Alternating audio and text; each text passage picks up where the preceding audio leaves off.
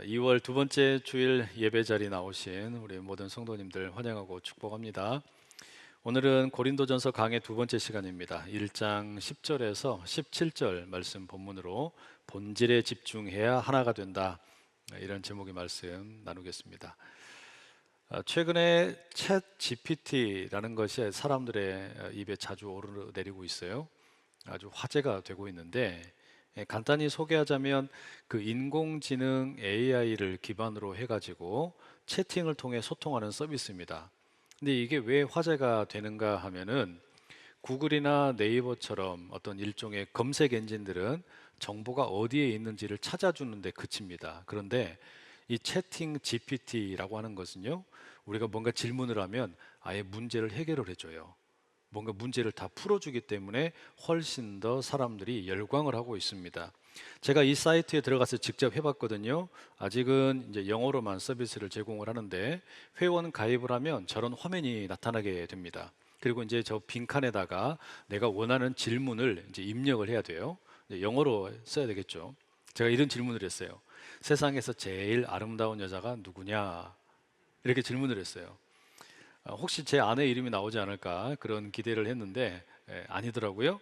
그리고 대신에 이 챗 GPT가 아주 멋진 대답을 내놓습니다. 인공지능인 나는 아름다움에 대해서 개인적인 의견이나 선호 사상을 가지고 있지 않습니다. 아름다움은 주관적인 것입니다. 사람마다 생각하는 것이 다릅니다. 그러니 누가 세상에서 제일 아름다운 사람인지 판단하는 것은 불가능합니다. 다만 모든 사람은 자기만의 독특함이 있고, 그것은 각 사람을 각자의 방식으로 아름답게 만듭니다. 이 점을 꼭 기억해야 됩니다. 이렇게 답변을 하더라고요. 제가 한 방 먹었어요. 얼마나 똑똑한지는 몰라요. 기가 막히더라고요. 이런 점에서 그러니까 이 챗 GPT는 구글이나 네이버 다음과 상당히 차별점이 있습니다. 기존에 있는 것들은 정보가 어디에 있는지 찾아주는데 그쳤단 말이에요. 그런데 이거는 이제 아예 문제를 다 풀어줘요. 어려운 수학 문제 또는 뭐 과학 이론도 금세 풀어줍니다. 명확한 답을 하기 어려운 질문들도 있지 않겠습니까? 예를 들어 제가 이런 것도 한번 넣어봤어요. 한국에서 부동산 투자의 최적기는 언제냐? 이렇게 물어봤어요. 근데 답이 하기 곤란하지 않아요. 되게 곤란한 질문이죠. 그랬더니 원론적인 이야기만 하고 마지막에 뭐라 그러냐면, 전문가에게 조언을 구하십시오. 이렇게 나오더라고요. 얼마나 똑똑합니까? 심지어 제가 이제 가장 관심 있는 거, 저에게 가장 관심 있는 질문도 한번 넣어봤습니다. 고린도전서 1장 10절에서 17절 말씀으로 설교문 하나 만들어줘. 그랬더니요, 진짜 놀랍게도 5초 만에 설교문이 만들어져요. 5초 만에 설교문이 쫙 만들어지는 겁니다. 아주 그럴듯한 설교 한 편이 만들어지더라고요. 물론 오늘 설교는 그건 아닙니다. 근데 기가 막힌 거예요. 야, 이 인공지능 뭐 이야기는 들었지만 이렇게 세상이 빠르게 변하나 싶을 정도이더란 말이죠. 그런데 가만히 생각을 해봤어요. 이와 같은 챗 GPT가 과연 정말로 우리 사람들에게 도움이 되는 걸지, 아니면 오히려 우리를 바보로 만드는 건 아닐까, 이제 이런 생각이 들더란 말이죠. 왜 그렇습니까? 굳이 우리가 긴 시간 학교에 가가지고 공부할 필요가 있겠어요? 어려운 무슨 수학의 정석이나 과학 이론을 붙잡고서 씨름을 할 필요가 있겠냐는 말이에요. 인간의 내면의 그 복잡한 심리에 대해서 우리가 그냥 막 끙끙 앓으면서 연구할 필요가 있겠습니까? 그럴 필요가 이제는 없는 세상이 된 것 같아요. 어떻게 하면 됩니까? 인공지능에게 그냥 물어보면 너무 쉬운 답을 만들어 주는 거예요. 그러니 여러분, 이게 어떻습니까? 사람들로 하여금 학습의 의지를 꺾어버릴 수도 있겠다라는 생각이 드는 겁니다. 설교도 마찬가지입니다. 뭐 하려고 성경을 막 그냥 열심히 공부를 하고 해석을 하고 그리고 막 이렇게 열심히 준비합니까? 아니 5초면 설교문 하나 나오는데 굳이 그렇게 할 필요가 없어지지 않냐, 이런 생각이 드는 거예요. 우리는 여러분, 지금 이 인공지능 AI와 같은 과학 기술이 전지전능하신 하나님과 동급으로 대접을 받는 그런 시대를 지금 살고 있는 것 같아요. 그런데 이와 같은 인공지능이 대접받는, 또는 과학기술이 대접받는 이런 어떤 세상을 보면서 한 가지 관찰되는 사실이 있습니다. 그게 뭐냐면, 메시지보다 메신저가 대접을 받아요. 옛날에는 그러지 않았어요. 메시지가 중요하다 그랬어요. 근데 지금은 메신저가 더 중요한 세상이 되어가는 것 같아요. 구글이 엄청나게 막 그 여러 가지 정보, 방대한 정보를 가지고 있다. 구글이 제공하는 정보보다 더 인정을 받는 겁니다. 챗 GPT가 여기에서 제공하는 어떤 정보나 서비스보다 더 대우를 받는 거예요. 그러니까 어떻습니까? 메시지 내용보다 메신저가 더 대우받는 그런 어떤 분위기가 사회 전반에 점점 깔려가는 것 같다는 말이에요. 여러분은 어떻게 생각하세요? 오늘 우리가 함께 읽은 이 고린도전서 1장의 본문 역시 이와 아주 유사한 그런 문제의식을 가지고서 우리가 읽을 필요가 있습니다. 앞서 바울이 이 편지를 시작을 하면서 성도들에게 인사말을 나누었습니다. 그리고 오늘 본문부터는 이제 이 고린도 교회에 대해서 본격적인 문제를 제기하기 시작을 합니다. 자, 10절의 말씀 함께 같이 한번 읽어보실게요. 시작. 형제들아, 내가 우리 주 예수 그리스도의 이름으로 너희를 권하노니 모두가 같은 말을 하고 너희 가운데 분쟁이 없이 같은 마음과 같은 뜻으로 온전히 합하라. 형제들아, 물론 자매들도 포함된 표현입니다. 이 사도 바울이 이제는 아직 구체적인 이야기를 하지는 않았어요. 그런데 여기에서 눈에 확 들어오는 단어가 있습니다. 뭐라고 되어 있냐면 권하노니라고 되어 있어요. 이게 이제 어떤 뜻이냐면 호소한다라는 뜻입니다. 이게 이제 헬라어로는 파라칼레오라는 단어인데요. 가까이에서 옆에서 이야기한다는 뜻입니다. 이 파라칼레오라는 단어에서 우리가 성령의 별칭인 파라클레이토스라는 말이 나와요. 그러니까 대변인, 나를 옆에서 대신해서 이야기해주고 나를 위로해준다. 그게 성령의 일하시는 건데 지금 마치 그런 심정으로 바울이 고린도 교회 성도들에게 간절하게 부르짖는 겁니다. 호소하고 있는 겁니다. 여러분, 사실 이게 뭐예요? 예수님 마음이잖아요. 예수님께서 우리가 함께 이렇게 예배하는 자리에 멀찍이서 이야기하시는 게 아니고 우리 옆에서 지금 간절하게 호소하시는 거예요. 손을 부여잡고 때로는 우리의 마음을 그냥 막 어루만지시면서 우리에게 부르짖고 계시는 거죠. 목회자의 심정도 그런 거죠. 설교자의 마음이 그런 거예요. 자, 그러면 바울은 지금 이렇게 간절하게 호소하고 있는데 그 내용이 뭐냐? 이 10절의 말씀을 보니까 너희 가운데 분쟁이 있다는 소리가 들리더라. 그러지 말아라. 같은 마음과 같은 뜻과 또 같은 어떤 말로 하나가 되면 좋겠다. 이게 지금 바울이 간절히 호소하고 있는 내용이에요. 사실상 여러분, 이것은 고린도전서 전체의 주제라고 해도 무방합니다. 무슨 이야기냐면 이 교회 안에 여러 가지 문제들이 있어요. 앞으로 우리가 그런 문제들을 다루게 될 텐데 아직 그 문제를 본격적으로 제기하지는 않았지만 결국에 바울이 하고 싶은 이야기는 뭐냐면 이런 문제 속에서 갈라져 싸우지 말고 마음이 좀 하나 되면 좋겠다. 온전히 합하면 좋겠다.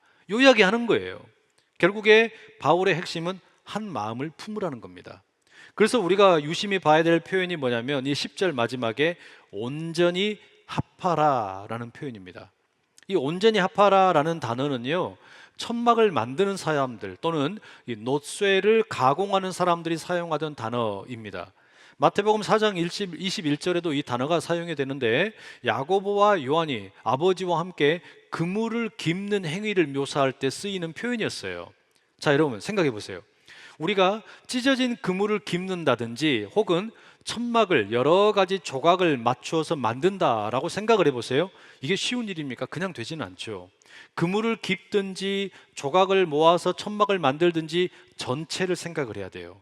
그리고 부분과 부분을 잘 연결을 해야 됩니다. 이게 지금 바울이 말하는 온전히 합하라라는 뜻이에요. 그래야만 전체가 완성이 제대로 될 수 있겠다라는 거겠죠. 아무렇게나 하면 안 된다는 이야기예요. 놋쇠의 경우도 좀 예를 들 수가 있는데 이 고린도전서 13장, 그러면 우리가 사랑장으로 잘 알려져 있죠. 거기에 보면 사랑에 대해서 제일 먼저 1절에 내가 사람의 방언과 천사의 말을 할지라도 사랑이 없으면 소리나는 구리와 울리는 꽹과리가 되고 이렇게 말합니다. 사랑에 대해서 두 가지 비유를 듭니다. 구리 또 꽹과리 이런 표현을 사용하죠. 그리고 12절에 가면 거울을 예로 드는데 이 거울은 청동 거울입니다. 이게 다 뭡니까? 놋쇠를 가공하는 작품들이에요. 놋쇠를 가공해서 만드는 것들인데 왜 이런 이 비유를 들고 있냐면 이 고린도 도시가 놋쇠 산업으로 유명했기 때문입니다. 그러니까 노쇠를 가공해서 물건을 만들고 이걸 팔았다는 이야기예요. 자, 그런데 여러분이 지금 이 안산의 5일장 시민시장에 가가지고 노쇠로 만든 물건을 사려고 그래요. 그런데 노쇠로 만든 어떤 그 주전자 하나 사려고 그러는데 가서 보니까 이게 손잡이가 없어요. 주전자에 손잡이가 없다 그러면 여러분 그런 거 사겠어요? 살 수가 없겠죠. 당연히 구입을 하기를 망설이실 겁니다. 이게 바울이 말하는 온전히 합하라라는 호소입니다. 그게 주전자가 손잡이가 없으면 제대로 된 기능을 할 수 없는 것처럼 전체와 부분이 함께 나누어져서 따로따로 놀게 되면 제대로 된 기능을 할 수가 없다라는 겁니다. 그러니 온전히 합하라라는 것은 이 교회가 성도들이 그냥 분열이 되고 나누어져서 마음대로 움직이다가 쓸모없이 망가지지 말고 제대로 쓰임받으면 좋겠다라는 호소예요. 제가 이 본문을 묵상하면서 그런 생각이 들더라고요. 여러분은 언제 좌절한다라는 생각이 드세요? 여러분 언제 사람이 이렇게 좀 좌절을 하고 또는 견디기 힘들다라고 느낄까? 어떻게 생각하세요? 여러분 사람은요, 내가 지금 다른 사람들과 함께 있는데 저 사람이랑 나랑 너무 다르다, 저 사람이 나는 너무 틀리다, 이것 때문에 힘든 것 같지는 않아요. 사실 사람은 여러분 MBTI 그 성향도 다르고 성격도 다르고 지역 출신도 다르고 정치적인 이념의 성향도 다릅니다. 경제적인 수준도 다르고요, 또는 지적인 수준도 다릅니다. 그러니까 얼마든지 사람은 다를 수 있어요. 이게 우리를 좌절하게 만들거나 어렵게 만드는 것 같지는 않아요. 근데 진짜 문제는 뭐냐면요, 서로 다른 사람들끼리 함께 모여 있는데 이 함께 있는 자리가 행복하지 않을 때, 함께 모여 있는 자리가 불행하다고 느껴지면 좌절하는 겁니다. 예를 들어 가정을 한번 생각해 보세요. 남편과 아내는 같을 수가 없어요. 수십 년을 함께 살아도 다릅니다. 그리고 부모와 자녀도 달라요. 생각이 다르단 말이에요. 심지어 똑같은 엄마 뱃속에서 나온 아이들, 물론 순번은 다르지만 이 아이들도 희한하게 다 다릅니다. 이렇게 가정 안에서 서로 다른 가족들이 함께 모여 있는데 여기에서 함께 있는 것이 행복하면, 함께 있는 것이 즐거우면 괜찮아요. 그러면 뭐 어려움이 있어도 잘 견뎌내는 겁니다. 그런데 함께 있는 것이 역기능적인 어떤 기능을 나타내서 행복하지가 않아, 늘 불행해. 그럼 어떻게 되는 겁니까? 그럼 좌절하는 거예요. 가정에 대해서 이제는 좌절하게 되고 부부 관계에 대해서도 힘겨워하게 되고 결국은 실망하게 되는 거 아닙니까? 이 교회도 마찬가지예요. 교회를 구성하고 있는 우리는 다 각자가 달라요. 생각도 다르고 여러 가지 수많은 조건들이 다릅니다. 그런데 여러분, 우리가 도대체 왜 예수를 믿을까요? 왜 우리가 이 자리에 함께 모여가지고 예배를 드리고 기도를 하고 찬양을 합니까? 사실 여러분 여러 가지 이야기 말할 수 있겠지만 행복하기 위해서이잖아요. 그런데 이 자리에 함께 모여서 예배를 드리는 게 행복하지가 않아. 내가 여기서 이렇게 다른 사람들과 함께 모여 있는 것이 그냥 불편하기만 해, 불행하다. 그럼 어떻게 되는 겁니까? 좌절하는 거예요. 나의 신앙에 대해서 좌절하는 거예요. 하나님에 대해서 좌절하는 거예요. 견디지를 못하는 거예요. 그러면 이 교회에 있을 이유가 없다는 말이죠. 그러지 않습니까? 그래서 바울이 지금 권면하는 게 뭡니까? 아주 강력하게 옆에서 막 부르짖으면서 호소하는 것. 지금 이제 앞으로 이야기가 쫙 전개되겠지만 결국 그 모든 이야기를 풀어가는 데 있어서 핵심적으로 하고 싶은 이야기가 뭐냐? 같은 말, 같은 마음, 같은 뜻으로 온전히 합하라. 이 이야기 하고 싶은 거예요. 한번 따라해 보실래요? 같은 말, 같은 마음, 같은 뜻으로 온전히 합하라. 여러분, 우리의 가정이 되었든 교회가 되었든 이런 공동체 될 수 있기를 간절히 축복합니다. 안타깝게도 그런데 이 고린도 교회가 그러지 못했다는 거예요. 11절에 의하면 바울이 글로에라는 사람의 그 집안 식구들을 통해서 고린도 교회의 분쟁에 대한 소식을 듣게 됩니다. 이 분쟁이라는 말도 참 재미있어요. 이 분쟁이라는 말이 그리스 신화에서는 전쟁을 일으키는 여신을 가리킵니다. 에리스라는 단어인데요, 이 교회 안에 분쟁이 있다, 다시 말하면 고린도 교회 안에 에리스가 있다라는 것은 달리 표현해 보자면 아주 전쟁 같은 다툼이 있다는 이야기예요. 사소한 다툼이 아니에요. 사소한 분쟁이 아니라 교회 안에 있는 성도들끼리 지금 서로 죽이지 못해서 아주 그냥 막 안달이 난 그런 분쟁이 있다라는 겁니다. 기가 막힐 일이죠. 그리고 이 12절에 의하면 이와 같은 분쟁의 배후에 또는 그 분쟁의 원인에는 네 가지의 파벌이 있다라고 이야기를 해요. 네 가지의 파당이 있다는 겁니다. 12절 우리 함께 같이 한번 읽어보실게요. 시작. 내가 이것을 말하거니와 너희가 각각 이르되 나는 바울에게, 나는 아볼로에게, 나는 게바에게, 나는 그리스도에게 속한 자라 한다는 것이니. 여러분, 이걸 보니까 바울은 고린도 교회 안에 바울을 추종하는 바울파가 있다는 것도 몰랐어요. 그 분쟁의 소식을 듣고 알게 된 겁니다.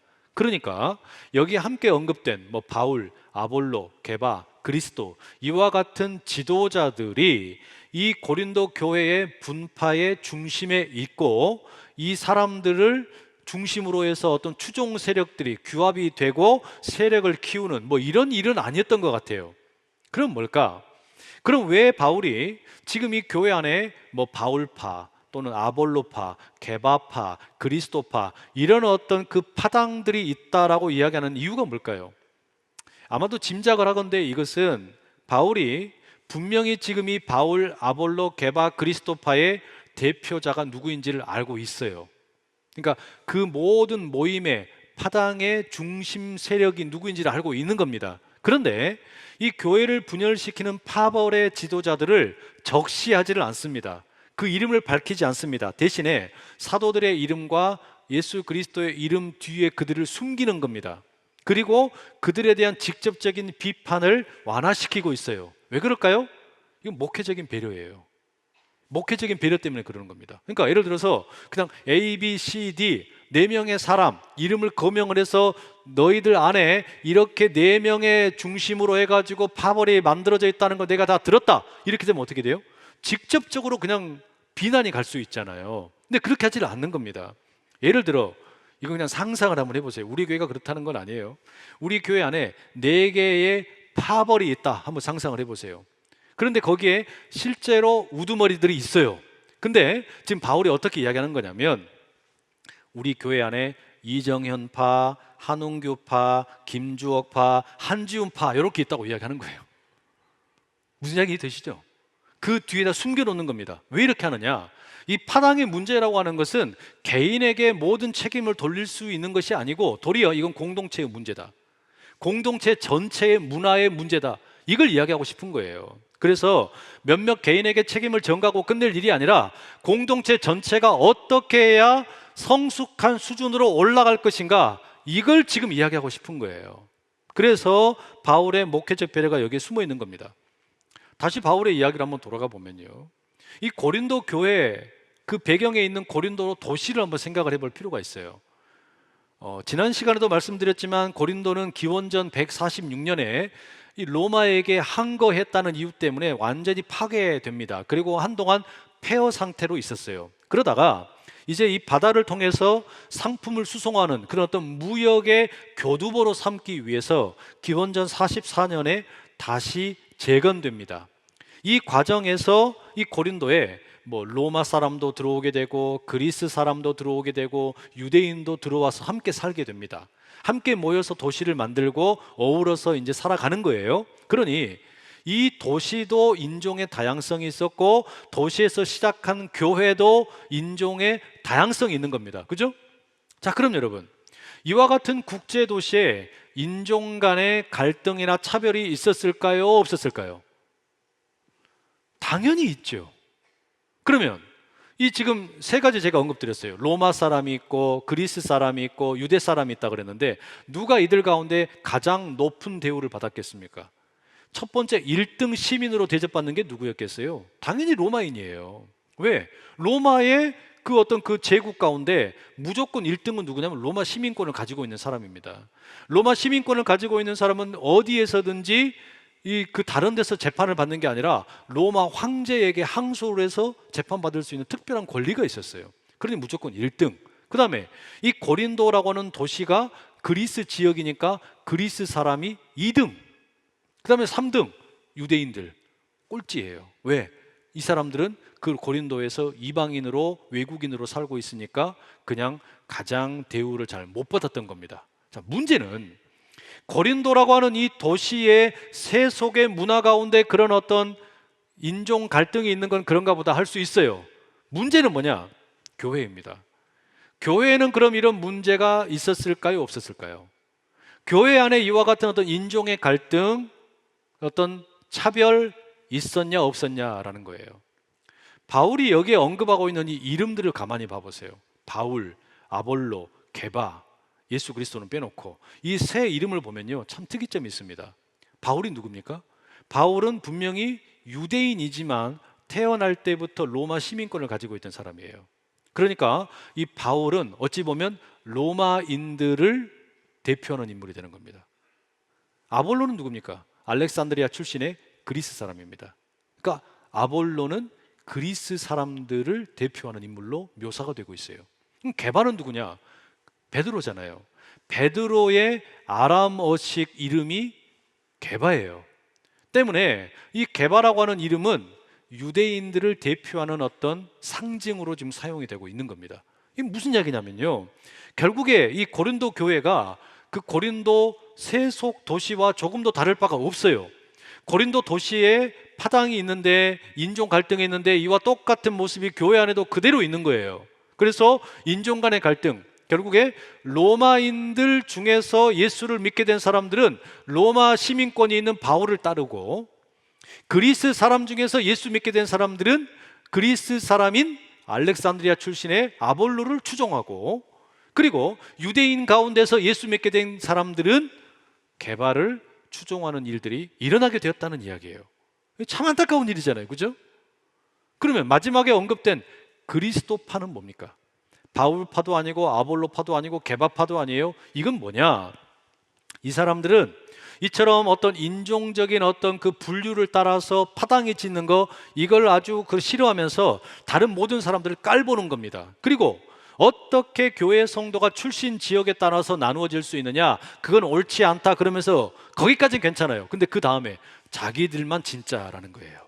나만 진짜다, 우리만 진짜 그리스도인이다, 저것들은 다 가짜다, 이렇게 어떤 교만한 생각을 가지고 있는 사람들이에요. 그래서 이들이 그리스도파 괜찮은 것 같은데 사실은 그게 뭐가 되는 겁니까? 자기의가 드러나고 있는 거죠. 그래서 다른 사람들은 다 가짜이고 우리만 진짜라고 외치고 있는 겁니다. 우리나라 정치권을 보면 이와 유치한 논쟁들이 참 많아요. 여당이나 야당 똑같아요. 여당에서는 윤핵관, 윤심, 비윤 뭐 이런 이야기를 가지고 서로 같은 여당이잖아요. 근데 자기들 안에서 갈라져 있어요. 야당도 마찬가지예요. 뭐 친명, 비명, 반명, 같은 그룹이잖아요. 같은 어떤 정치적인 신념을 가지고 모여있는 사람들인데 그 안에서도 또 파당이 지어져 있더라고요. 이게 참 유치해요. 이게 웃기는 거예요. 교회도 마찬가지예요. 교회도 가만히 보면 많은 한국 교회가 언제 어려움을 겪냐면 이 세대 교체를 할 때입니다. 그리고 어떤 일이 생깁니까? 주로 일어나는 갈등이 뭐냐면, 누구는 원로 목사를 지지하고 누구는 담임 목사를 지지하고, 또 어떤 사람들은 제3의 그룹은 뭐냐, 너희들 다 틀렸다, 우리는 오로지 예수 그리스도만 따른다, 그러면서 이제 자기들만 진짜라고 이야기하는 거예요. 이러다가 어떻게 됩니까? 교회가 풍비박산나요. 파당이 지어지고서 그냥 교회가 깨지는 게 시간 문제예요. 그러니 여러분, 이 고린도 교회 이야기가 남의 이야기가 아니에요. 오늘 우리들의 자화상이라는 말입니다. 교회의 자화상이고 동시에 우리 사회의 자화상이에요. 참 안타까운 일이죠. 여러분, 그러면 이런 근본적인 질문이 생겨요. 도대체 왜 이런 분파가 생기는 걸까? 이런 분파가 생기는 이유가 뭘까? 가만히 생각해 봤어요. 왜 이런 분파가 생기느냐? 이 본질을 모르기 때문에 그래요. 무슨 얘기냐면, 본질을 모르니까 엉뚱한 곳에서 소속감을 찾는 겁니다. 우리가 왜 모였나? 이 모여있는 본질을 모르니까 엉뚱한 데서 내가 소속감을 찾으려고 그러는 거예요. 그러다 보니까 어떻습니까? 파당이 생기는 겁니다. 교회를 예로 들면, 우리가 교회에 모여서 뭐 합니까? 예배 드리죠?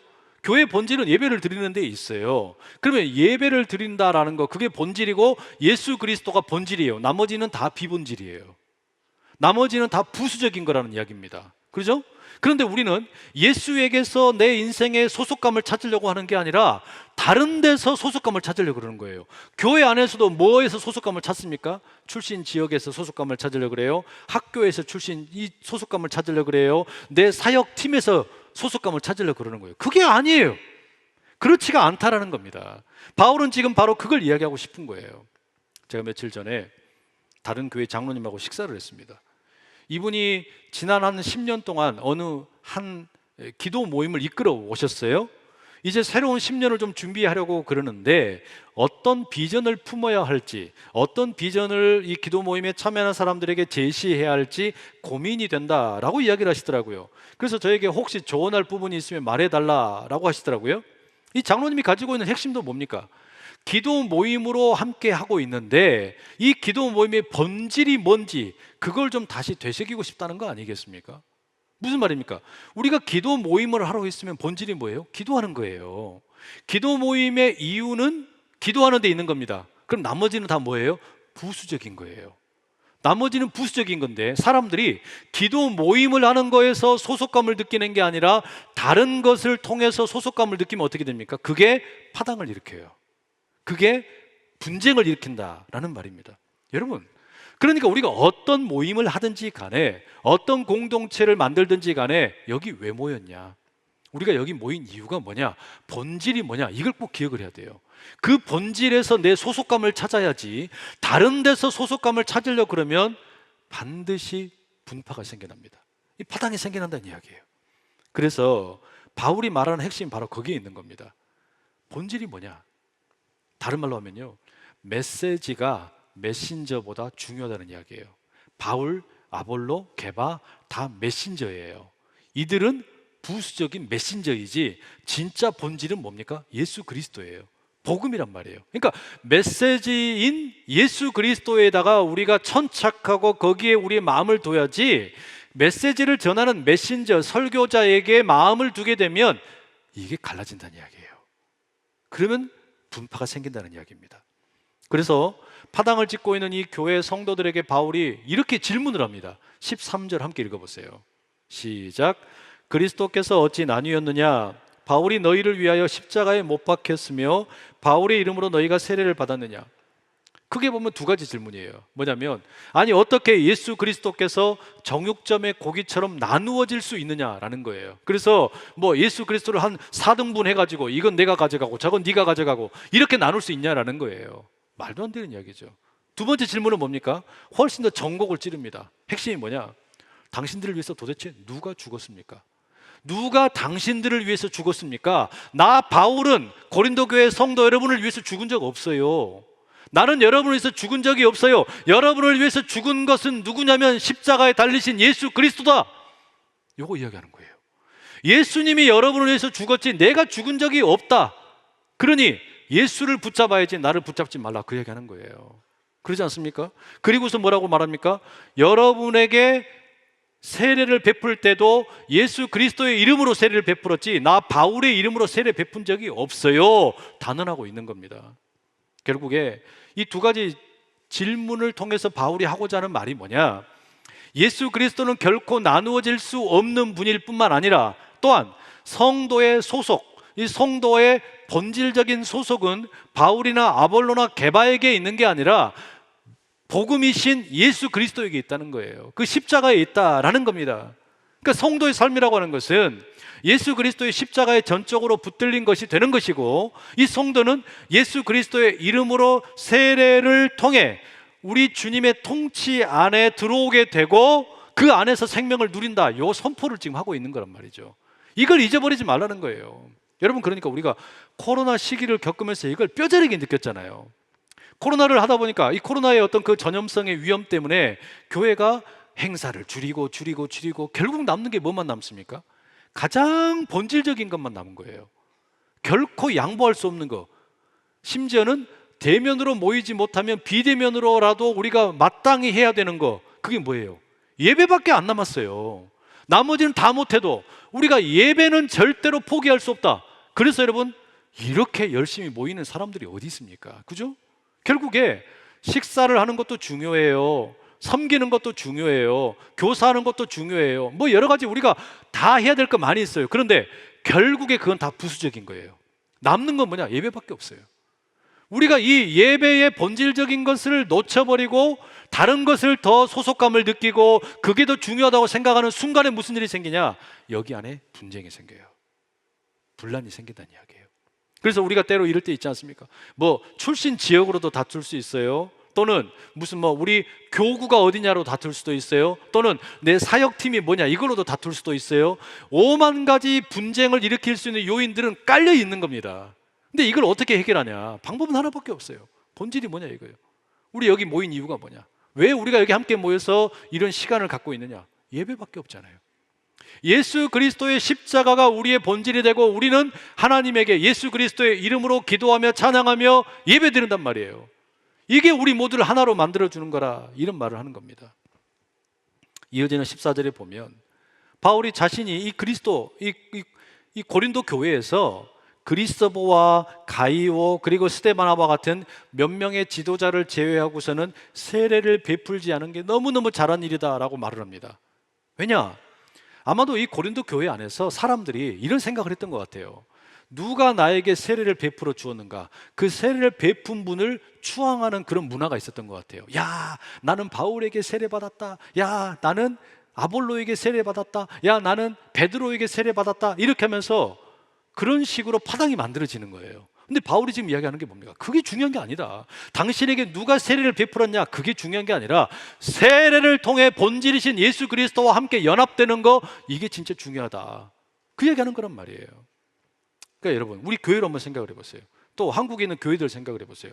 원로 목사님 시대에 항존직이 된 것과 담임 목사 시대에 항존직이 되는 것과 무슨 차이가 있어요? 아무 차이가 없어요. 그게 중요한 게 아닙니다. 또 우리가 항존직, 임직 이식을 한다고 생각을 해보세요. 여러 사람에게 함께 우리가 안수를 합니다. 그때 나에게 안수 기도해 주는 분이 누구냐? 그게 뭐가 중요합니까? 그거 아무것도 중요하지 않아요.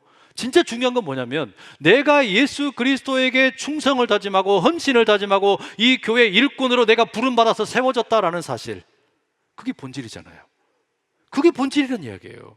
그걸 잊어버리고 부수적인 것을 붙잡으면 자꾸 싸움 나는 거예요. 그래서 제가 그런 생각이 들어요. 코로나를 겪으면서 여러분, 우리가 이 좀 뭐랄까요, 그 거추장스러운 걸 걷어낼 필요가 있겠다. 때로는 그런 생각도 들어요. 아예 한 달에 한 번, 그러니까 우리가 한 달에 4번 예배 드린다 그러면 한 주는 아무것도 하지 말고 아무것도 하지 말고 예배만 드리면 좋겠어요. 이게 우리가 일을 하다가 싸우는 거예요. 우리가 뭔가 사역을 하다가 싸우는 거야. 분쟁이 일어나요. 그럼 왜 그래요? 본질을 잃어버리는 거예요. 그건 옳지가 않다. 그럼 다시 뭐 해야 되는 겁니까? 우리 왜 모이냐? 오직 우리가 하나 되는 것은 예수 그리스도의 십자가를 붙잡고 예배하는 것밖에 없다. 이걸 우리가 절대 잊어버리면 안 돼요. 국수 먹는 거 중요해요. 그러나 부수적인 거예요. 다른 거 다 마찬가지예요. 우리가 이걸 꼭 기억할 필요가 있습니다. 17절에 바울이 이렇게 말을 해요. 나는 세례를 베풀려고 온 게 아니다. 내가 이 세상에서 지금 예수 그리스도의 제자로 부름받아서 감당하는 사명 뭐냐? 나는 복음을 전하는 거다. 예수 그리스도의 십자가를 증거하는 거다. 그런데 만약에 내가 세례를 베풀고 설교를 하는데 이게 예수 그리스도의 복음을 가리운다면 이건 완전 헛것이다. 그건 옳지가 않다. 복음이 아닌 다른 것이 더 드러난다면, 예수 그리스도의 복음이 아니라 내가 더 드러난다면 이건 완전히 비참한 일이다 호소하는 거예요. 간절하게 지금 요청하는 겁니다. 저는 정말로 이 마음이 제 마음이 돼야 된다고 저는 생각을 해요. 설교자가 유명해지면 무슨 일이 생깁니까? 목사가 유명해지면 꼭 추종하는 사람들이 생겨요. 그게 골치 아픈 일이에요. 아니, 왜 설교자를 따릅니까? 왜 목사를 따릅니까? 예수님을 따라야죠. 예수님을 따라. 그게 무슨 얘기입니까? 목회자는, 설교자는 손가락이에요. 그럼 뭘 봐야 되냐? 손가락을 보지 마시고 손가락이 가리키는 달을 봐야 되잖아요. 그게 여러분 얼마나 중요한 일입니까? 바울의 심정을 저에게 투영시켜 보면 그런 거예요. 아니, 내가 혹시 예수 그리스도의 복음보다 더 드러나면 어떡하지? 이건 옳지가 않은 일이에요. 바울은 지금 이처럼 어떤 이유가 되었든지 간에 이제 지금 이 갈라진 교회, 분쟁이 일어나고 파당이 세워지는 이런 교회를 향해서 너무너무 간절하게 호소하는 겁니다. 우리가 같은 마음과 같은 뜻과 같은 말을 하자. 그게 다 뭡니까? 예수 그리스도라는 이야기예요. 십자가라는 이야기예요. 그래야만 우리가 여기 함께 모인 진짜 이유, 분쟁이 극복된다는 이야기예요. 우리 교회가 그렇다는 게 아니라 고린도 교회가 그랬대요. 그래서 예를 들어서 이야기 드리는 거예요. 여하튼 여러분, 우리가 이걸 꼭 마음에 되새길 필요가 있습니다. 파당을 극복하는 유일한 길, 예수밖에 없어요.